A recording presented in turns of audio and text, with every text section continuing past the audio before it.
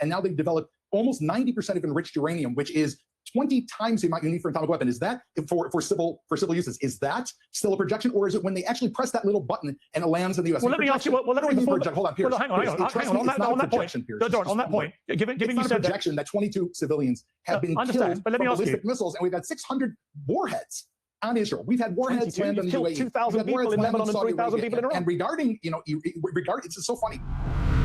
My main man, Mahdi Hassan, systematically dismantles an IDF spokesperson, Doran Spillman. This clip is actually a great clip. Let's watch the clip, and I'll save my commentary for the end. Is openly calling Netanyahu a war criminal. This weekend, Turkey compared him to Hitler, and record numbers now look unfavorably on Israel and the United States, where plenty of people think, with an increasing body of evidence, that Netanyahu forced Trump into a disaster. Well, joining me to debate this is Mehdi Hassan, founder of Zeteo News, and Doran Spillman, the reservist IDF spokesman and author of When the Stones Speak. All right, well, welcome to both of you. Doran Spillman, welcome back to Uncensored. The New York Times piece that came out several days ago painted a pretty extraordinary picture of the Prime Minister of Israel sitting in the Situation Room at the White House with the head of Mossad appearing on a large screen, and painting a picture of what would happen if the United States joined Israel in taking out the supreme leader of Iran and his top people, who are all going to be congregating. That inevitably what would happen is the IRGC, the sort of ruling regime underneath the supreme leader, would collapse. The people of Iran would rise up, and that nobody would care or notice the Strait of Hormuz. That would be an irrelevance to all this. And all that's happened is that, and a lot of people in the room on the American side thought this was fantasy land. And all that's happened is the first part happened. The Ayatollah and his top people were taken out in a successful strike, but the IRGC remain in place. The people haven't risen up, and the Iranians have worked out the Strait of Hormuz can be used as an economic weapon to rival anything that people can do against them militarily and cause enormous global economic damage. Do you accept that the Americans were sold a pup here? Piers, thank you for having me. I think actually, Piers, we're going to look back at this as a war that was as consequential as perhaps if the West had information in 1936 to act against Nazi Germany. We have to put this in perspective. Wars take time. Iran has had 40 years to embed. There's not been a single U.S. president, starting with Ronald Reagan, who I greatly respect, going all the way through Clinton and Obama and Biden, who's been willing to pay the political capital to stop the Iranian terror regime, the largest regime in the world, from developing a nuclear weapon. And why? Because it requires a preemptive strike. You have to preemptively stop Iran. If you don't preemptively stop Iran from having a bomb, the alternative is you're only going to stop it when that bomb lands on your soil. We don't want to have a 9/11 where instead of 2 passenger planes, we're dealing with an atomic weapon.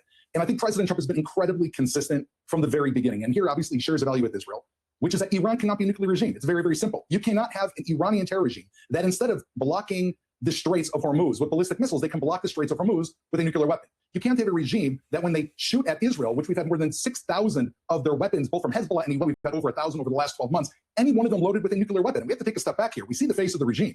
They're an evil monster. They're hitting their own allies. How could we even conceive that we would not take the opportunity to eliminate this before it grows? And the shock, Piers, is that I have people like Mehdi, who's going to join us shortly, and people all over these kind of this liberal fantasy land that you can transplant what you hear in the Oxford corridors and just act nice, and you kind of reason with them. Well, maybe they want a bomb, but they're not really going to use it. It's only for civilian energy. What are we talking about?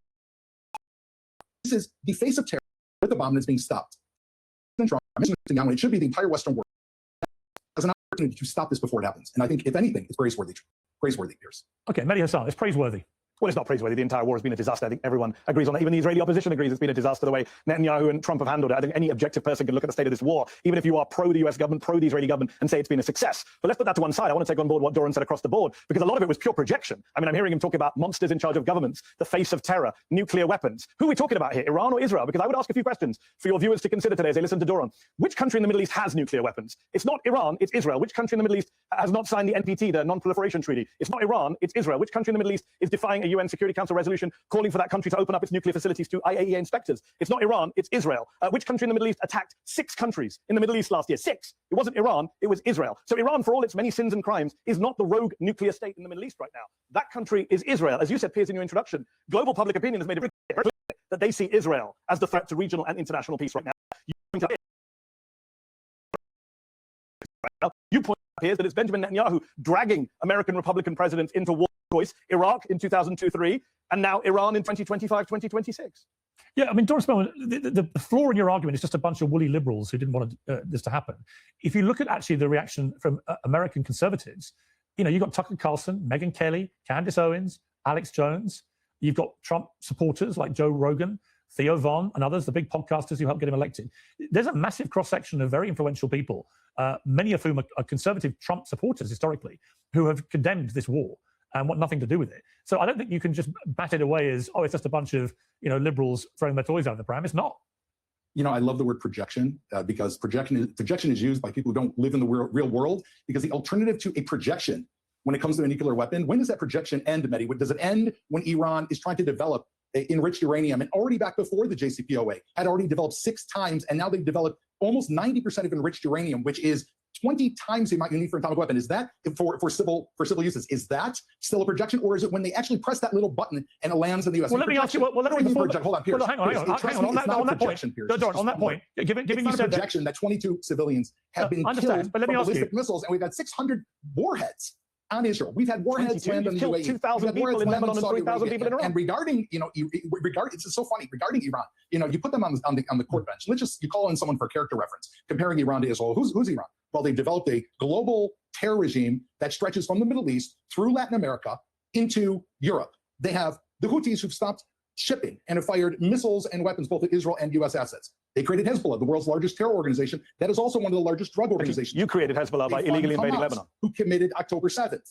They just killed 30,000 of their people in the streets for protesting. I mean, do we need such a projection? I mean, only an idiot would actually say we need a projection to understand what Iran's intent is. We don't even need to try to shoving it in your face, Mehdi. You're in absolute denial, and so is Candace Owens, and so is Tucker Carlson, and President Trump. Well, I'm not here to speak for. Hold on. Let me respond. You said a lot there. I'm not here to speak for Tucker Carlson or Candace Owens, who I've been very critical of. I'm not here to speak for Iran, who I've been very critical of. I'm here to talk about facts. You say projection. Let's just deal with your little speech in 2 ways. Number one, even if I were to accept your premise that Iran's nuclear program was a threat, even though the IEA and US intelligence say it wasn't, but let's accept your premise that it was a threat. This is not the way you stop a nuclear program. We had the JCPOA, which Israel opposed, Donald Trump opposed. Iran was enriching at 3.67%, had no pathway to a bomb under the JCPOA, as every major disarmament and nuclear expert said at the time. It was Israel, Netanyahu, Trump that opposed this, and now we have them at 60% enriched uranium because of the actions of Israel and Donald Trump. So if you claim to want to stop Iran from having a nuclear weapon, you've done a very bad job of doing that. In fact, if you're the Iranian leadership now, you probably want a bomb more now than ever before, because you've been attacked by Israel 2 years running. That's one point. On the point about projection, the point I'm making is this, Doran, and you dodged it, so let me ask it again. The only country in the Middle East right now that can put its finger on a button and fire a nuke is Israel. The only country threatening to fire the nuke it has, Ben-Gvir smiled and nodded the other day when an Israeli journalist suggested nuking Iran, is Israel. Why is your country, Doran, your spokesman for the military, in violation of UN Resolution 487, which was unanimously passed, including by the Reagan administration in 1981, calling for Israel to open up its nuclear facilities to the IAEA? Why wouldn't you allow IAEA inspectors to look at your illicit secret nuclear weapons program? First of all, I think you and I both know that there are no binding United Nations resolutions against Israel. Not yes, in any sphere. UN Security Council Resolution 487. There's not a You're wrong, Doran. You're wrong, Doran. UN resolution. You're wrong. And there is a number of. You're lying. Everyone can Google it right now. UN Security Council Resolution 487. People can Google it. Mehdi, you just said it yourself. You can talk over me. Basically just UN Security Council Resolution 487. Mehdi, one second. We can't talk over me. I'll wait and make my point again. Well, let me just make one point and then I'll let you speak indefinitely. UN Resolution 487. You can Google it right now. People can watch it at home. In 1981, the Reagan administration voted for it. It calls on Israel to urgently open up its facilities to IAEA controls. That is a UN Security Council resolution which is binding under international law. Israel has been in violation of it for 45 years. Why are you in violation of it? And do you accept that Israel has nuclear weapons? If you won't accept that, why should we take anything you say seriously on anything else? It is not a binding resolution. However, I want to get your point because I think you just answered it for me. You said that this has been Israel, according to you, has been in violation for 40 years. So therefore, you're assuming Israel's had a nuclear weapon for 40 years. Can you tell me one time, Mehdi? It has. One single time. Are you Israel has threatened another country with nuclear weapons? Can you tell me, Mehdi, one time when an Israeli prime minister under an entire command center would have the ability with massive controls? Just one second. I answered your question. That is referred to another country. Hold on, Mehdi. Another country, as you and I both know, that Iran, who you have projections about, the supreme leader, right? Ali Khamenei, which I'm very curious why you defend him and his entire regime. Ali Khamenei refers to Israel as the little Satan, and we both know how he refers to the United States, meaning the spiritual leader. You've called him a spiritual leader. Doran, let me jump in here. Doran, let me jump in. Let me jump in, please. Calls America the great Satan. Let me jump in, please. You want please. to give him a nuclear weapon? Stop Israel talking. and US are fighting together against please terror stop regimes. talking. I am here, and I am moderating this panel, much as you both like to just get off without me. Mehdi raises the point I have raised with a number of pro-Israeli guests in the last few weeks. Why is it that Israel does not admit it has nuclear weapons? And are you prepared to do so now? Israel, as we all know, is a state that upon its very founding faced an existential threat from 7 countries that attacked it. We also know that in 1967, Israel was attacked by 3 countries, followed by 1973, followed by the Gulf War in 1981, followed by Hezbollah and Hamas. There's probably not been another country on earth. What's this got to do with you being transparent about having nuclear weapons? According to the Non-Proliferation Treaty, which Israel has not signed and therefore is not bound by, Israel, if it maintains a nuclear arsenal, it has not used it, and if it maintains it, it is because. Why are you saying if? You know the answer. Hold on. And since the Holocaust, which today is International Holocaust Day in Israel, not in it's Israeli Holocaust Day, and we are mourning tonight 6 million Jews that have died. Israel maintains the ability never to rely on anyone else, and therefore, Israel is not bound by the Nuclear Proliferation Treaty. It didn't sign on. Who is bound? The United States is bound, and it has followed it. Yeah, but how can you demand? How can you demand? Here's Iran. Doran, you're not answering my question. Because of an existential threat. I just want to say Iran has signed it and violated it from 2002. How can you, with a straight face, defend Israel's determination for full transparency by another country over its nuclear weapon ambitions when you have so far steadfastly ducked my very simple question as to whether Israel has its own nuclear weapons? And I have not ducked your question. Do you have them or not? Piers, and I explained to you that while I do not have first-hand knowledge of Israel's nuclear facilities, like you, I've heard the foreign reports. You don't know. You don't know. Hold on. I'm answering. As a reservist IDF spokesman, you don't know if Israel has nukes. I would assume it is highly likely, as do you, that Israel has a nuclear program. Israel never signed the NPT, and the reason Israel never signed the NPT, I would assume, even though I wasn't in the room, is because Israel maintains its individual right to defend itself. To compare that now to Iran and a potential nuclear program in a regime that is the world's #1 global terrorism, or they are not just terrorism, they engineered the idea of terrorism. They represent terror that has killed 241 American Marines. They have killed 85 Jews in Buenos Aires. They have killed thousands of U.S. soldiers with roadside bombs. They have carried out 22, according to MI5, mass casualty attempts in England since 2022. They just killed 40,000 of the protesters. Israel has a protest about cottage cheese. Israel's protest every day. How can you compare the idea that Israel would have a nuclear weapon and Iran, the potential of Hitler? Let Mehdi respond. I noticed that Doran said that Iran killed 30,000 of its people a few minutes ago. Now he's saying 40,000. By the end of this discussion, it'll be 100,000. It's funny how they inflate the numbers of people killed in Iran, but never recognize the 100,000 people you killed in Gaza, that your military killed in Gaza, 100,000 people minimum killed in Palestine, which are actually verified numbers by international organizations like the Lancet Medical Journal. You deny those. But let's put that to one side and deal with some of the stuff you've been saying. Number one, just some fact checks. A UN Security Council resolution is binding under international law. The Reagan administration voted for it, and you've never followed it. You proudly say you haven't signed the NPT. People watching at home will laugh their heads off. You're basically saying, because we didn't sign an international treaty, we don't have to follow international law. So then why doesn't Iran just pull out of the NPT? Why doesn't everyone just pull out the NPT and do what Israel did? You say Israel reserves the right to defend itself. That old chestnut. No other country in the Middle East is allowed to defend itself. Israel is the country that bombed, count them, 6 countries in the Middle East last year. I can't think of a single country on planet Earth, aside from the US and Israel, that bombed half a dozen countries in the calendar year 2025. That is your country that you're defending, a rogue nation that bombs whoever it sees fit and then claims to be a victim. You say that, for example, you mentioned in your comments, you said 1967 we were attacked. Complete flat falsehood. Israel attacked first in 1967. Everyone knows that. It's a documented fact. You can call it a preemptive war, but you can't just lie on here and say you were attacked. You were not. You said that Iran pioneered the use of terrorism in the Middle East. Actually, that was the Zionist gangs. That was the Stern Gang and the Irgun who blew up British diplomats, bombed the King David Hotel, hung British sergeants, attacked British civilians and military and Arabs. It was actually Jewish and Zionist terror gangs that pioneered terrorism in the Middle East 100 years ago. So a lot of your facts are just completely wrong, and you're dodging Piers' central point, which is that you do have nukes. You know you have nukes. You're not allowed to say you have nukes, which makes this whole conversation so absurd. But the idea that you would come on TV and go after someone else's civil nuclear program. Remember, the US says Iran did not have a weapons program, while you yourself have weapons. That's the US intelligence community's view. They said last year. That is what the US said last year. The US annual. Then why do we need let me read out the quote to you. Program that you support? Let me read out the quote to you. Let me read out the quote to you. If you stop interrupting me, I didn't interrupt you, Doran. You spoke for a while. In 2025, this is what the Director of National Intelligence said. We continue to assess Iran is not building a nuclear weapon and that Khamenei has not reauthorized the nuclear weapons program he suspended in 2003. A country that doesn't have nukes is being lectured by you, a country that does have nukes. It would be funny if it wasn't so tragic and you hadn't killed so many Iranian kids as part of your supposedly disarmament program. Oh, let me ask you, Doran, let me ask you a question. Doran, let me, you can respond. Can I respond? You can respond, but let me ask you another question. Like Israel wasn't attacked in 67, that Israel is basically decided to launch the 67 war. Listen to Mehdi. What Mehdi does is he tells a fantasy story. Like Israel woke up one morning 2 years ago and said, you know what? We're a country of 9 million people. Let's go attack 6 countries throughout the Middle East. Not 2 years ago, Doran. Not 2 years ago. Because we just 78 years ago, you've been bombing your neighbors. By the way, 78 years you've been bombing your neighbors. From the very beginning. Very, very, very long time. And you interrupted me, Doran. I assume that you want to hear my answer. That's why we're here. October 8th. You interrupted me when I was trying to read out the threat assessment, remember. October 8th, there was also a war. That war began when Hezbollah saw Israel weakened on October 7th and launched a campaign of 6,000 rockets at Israel. And then Israel responded. Iran fired 500 ballistic missiles, which has been attacking Israel consistently. And Israel decided back then with the United States that it is time to deal with the #1 terror regime in the entire world. And what I hear from you, Mehdi, is you make an incredibly compelling case, diverting the conversation away from stopping Iran's nuclear power by hyper-focusing on the Israeli democracy that you yourself admit has had nuclear weapons for 40 years and never used them.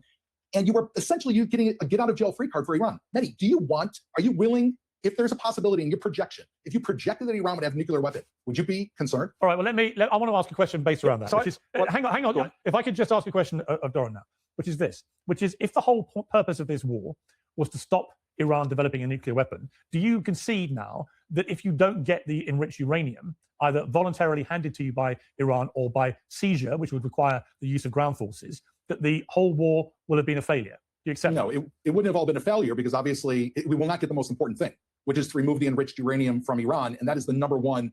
So it would be a failure if you don't get the uranium. If we do not get the uranium, the #1 goal of this war will not be fulfilled, and it's going to put the war in a sense of stagnation, which I think will probably continue until that happens for one of two reasons. Either Iran is going to develop a nuclear weapon and threaten the rest of the world, and the world will then try to stop them, probably too late, or at some point in the future, I don't know when, either the US or Israel will try to make that happen. However, this war has been incredibly successful for a very simple reason.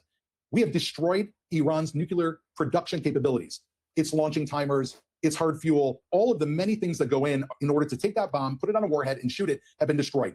Their ballistic missile program has been weakened. How do we know? Because last summer, with respect, Doran, with respect, last summer, after the 12-day war, we were assured that the whole nuclear capability of Iran had been put back decades. It was done, flattened, it was over. 8 months later, a massive war was launched against Iran because it turned out that was all baloney. Now you're spewing, what many people will say is exactly the same rhetorical baloney again. But you're also conceding that if the enriched uranium remains in Iran, this war's a failure. And I don't see how you get it. It isn't a failure because you'll set back a terror regime that operates with ballistic missiles. The regime remains in place. Hamas will have taken, again, the Supreme Leader's son is the new Ayatollah, right? Piers.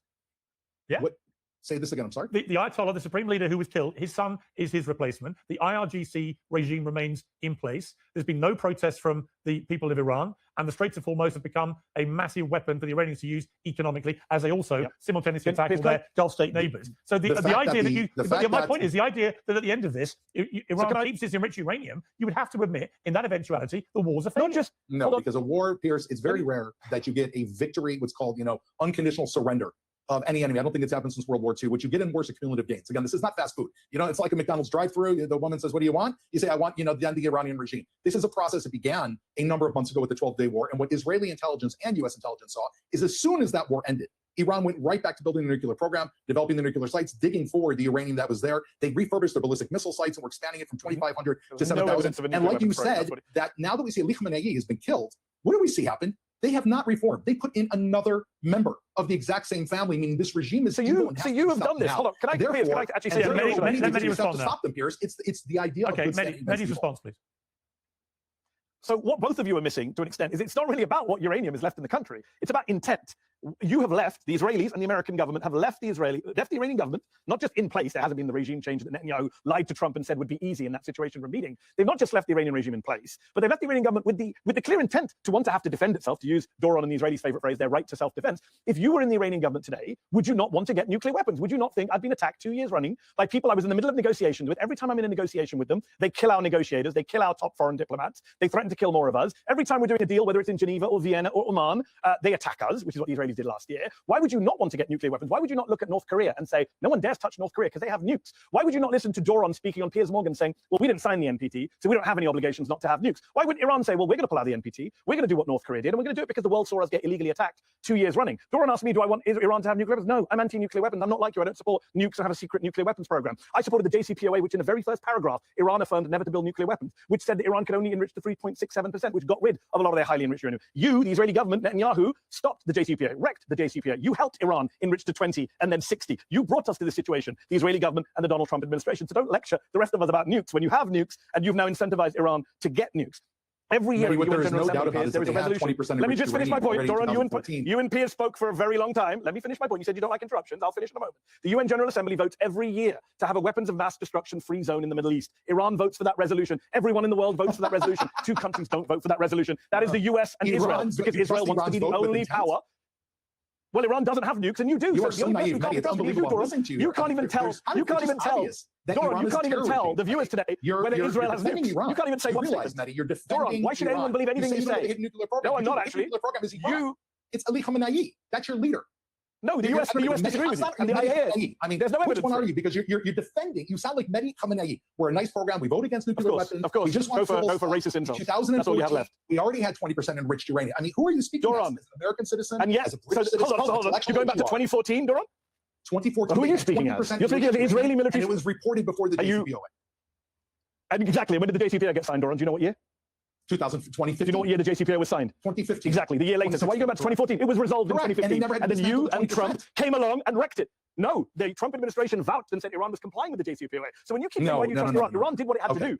According to the IAEA, let's unpack the JCPOA for they followed the deal. No. Mehdi, tell us the conditions of the JCPOA. I'm going to tell you what happened under the JCPOA. No, tell me about what does the JCPOA say? You know, tell us all the truth. I do know, and I'm telling you now. The JCPOA allowed Iran to enrich at 3.67%. When did they start enriching to 20%? When you and your friends in the Israeli government and Donald Trump tore up the JCPOA. Jim Mattis, the general in the American military, who was defense secretary, not under the JCPOA. No, they did not. As every IAEA inspector vouched for. By the way, Doran, what enriched uranium does Israel have? Because the IAEA aren't allowed into Israel. So why do you tell us? You say we're naive. Everyone watching again, you're comparing Israel with Iran, nuclear weapons. Yes, I am. I'm comparing the country that has attacked which is 6 morally countries. insane. Israel's not closing the Straits of Hormuz. Why? You're worse. You're morally worse than Iran. Not funding You're morally worse than Iran. You bombed Israel 6 doesn't countries. target Marines. You bombed 6 countries. Israel does not target Marines or Hezbollah or Hamas. You bombed 6 countries. People in the streets, even though you think it does. Israel just murdered children in Lebanon last week. Doran, your military just killed 300 people in a single 10-minute span last week. You blew up children in strollers. You killed a 1-year-old at a funeral. You killed 300 people in Lebanon in one day last week. You filled up the hospitals. You bombed aid distribution centers. Who created that battlefield? You did. You violated the ceasefire with Hezbollah 15,000 times. Yes, you violated the ceasefire 15,000 times according to the Hezbollah. Doran, I know you don't like facts, right? But you haven't got a single fact. Iran wasted 15,000 in the streets and they killed them in cold blood. Israel, why did you violate the ceasefire in Lebanon? Please move out of the way so that we can actually kill Hezbollah. And no. Piers had on then why did you kill 300 people in 10 minutes? Why did you carry out Lebanon's October the 7th last week? You know what? It's not about you. Why did you carry out Lebanon's October the 7th last week? Why did you kill 300 people? And I think you should listen to what 300 people you killed. Piers' show, and you don't feel ashamed that your military massacred 300 people in 10 minutes.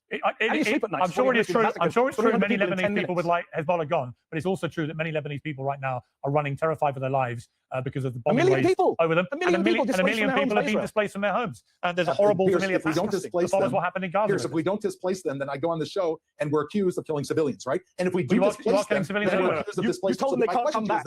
Don't lie, Doran. Don't gaslight us. You've told them they can't come back. That means it's ethnic cleansing. Question for you.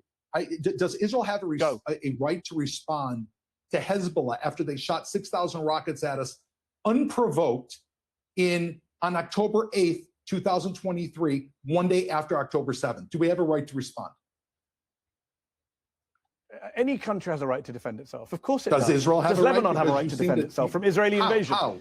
Hold on. Doran, you always start these timelines. You start these timelines in weird places. You say 2014, ignoring what happened in 2015. You say October 8th, 2023. You ignore what happened in 2024, Doran. Let me remind the viewers of Piers Uncensored. There was a ceasefire between Israel and Hezbollah since the end of 2024. According to the UN, according to UN peacekeepers that Israel keeps attacking, you keep attacking Irish and Nepalese and Indonesian peacekeepers. The UN peacekeepers in southern Lebanon say Israel violated the ceasefire, not 1,000 times, not 5,000 times. They say you violated the ceasefire 15,000 times over the last 18 months. So please don't come and tell me about unprovoked I don't know about your You, numbers, Israel, however, violated that ceasefire. I have one question. You killed, why did well, Israel, you can Google is your friend, Doran.